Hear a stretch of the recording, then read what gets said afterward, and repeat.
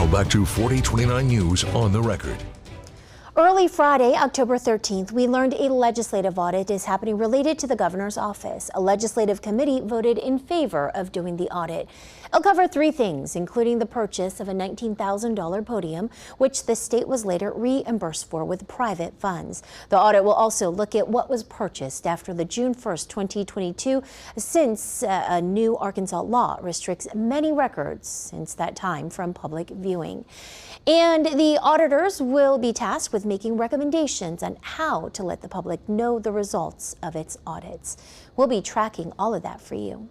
And a group hoping to add Arkansas's Freedom of Information Act, better known as FOIA, into the state constitution has drafted its first proposal. The group, known as the Arkansas Citizens for Transparency, has finished its draft of what it's calling the Arkansas Government Transparency Amendment. Their goal is to get it on the ballot to let voters weigh in.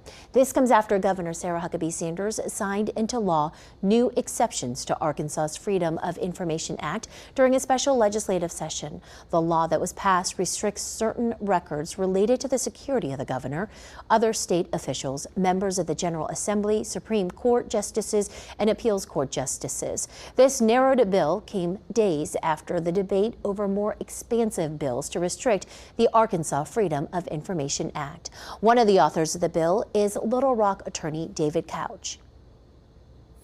Attorney David Couch is with the group and joins us now on 4029 News on the Record. And David, thank you so much for joining us. Can you walk us through some of the most important parts of this amendment? Sure. Some of the most important parts of the amendment are, first of all, we have one of the best Freedom of Information Acts in the country. And so we didn't want to really change it too much at all. So what we did is the first thing we did is we incorporated the act as it existed on September the 1st, 2023. That was the date before the special session. So all of there were two laws that were made during the special session that impacted the Freedom of Information Act. So the first thing we did was set it back to the beginning of the special session. The second thing we did primarily was to, one of the things that really needs to be done with our Freedom of Information Act was to give it some teeth. People that don't respond, or when the government doesn't respond to legitimate Freedom of Information requests, there's really no way to hold them accountable. You could go to court, but you had to prove certain things, and court takes a long time, and then that takes time and money from the requester to actually file that lawsuit to begin with.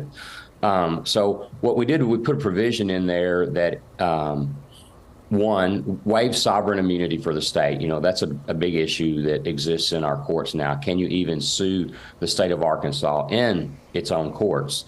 So we made it clear that, if the state of Arkansas withholds a document, that the individual has the right to request that document and has the right to institute litigation in the court. The other thing that we did is, you can recover costs and attorney's fees now, possibly, but that, again, with a waiver of sovereign immunity, that makes it an absolute. And then we went a little step further, and we made the individual, the custodian of the records, the individual who is for deciding whether or not a record is releasable or not. If that person knowingly withholds information that he should release to the general public, then that individual himself can be made a defendant in the litigation, and he can be held personally liable for the attorney's fees and costs. So, and also a minimum of $1,000 civil penalty. So the custodian of records, we're trying to make them take their job seriously, and the only way that we could really think of to make them take their job seriously was to, make them personally responsible for the individual's conduct. All right, David Couch, thank you so much for joining us today on 4029 News on the Record. We'll be following your group's efforts throughout the public comment sections and when it is headed to the Attorney General's office for title approval. Thank you so much. Thank you. And now that the draft is complete, former state representative Nate Bell with Arkansas Citizens for Transparency tells us that they plan to submit the proposal to the state attorney general for a ballot title approval around the 1st of November. The group says it has become clear that it's critical to enshrine government transparency in the state constitution. Bell with the group says that this has become a citizen-led effort. This has been one of the most interesting political endeavors I've ever been involved in. I've been involved in politics for about 40 years now, and during that time, I've never seen a coalition come together like this. We have both the extreme left and extreme right, and a whole lot of folks in the middle who are joining in the alliance to say, look, we need transparent government. The group is planning several public comment sessions around the state in the next few weeks. You can read the full draft of the amendment on our website, 4029tv.com, and we'll be right back.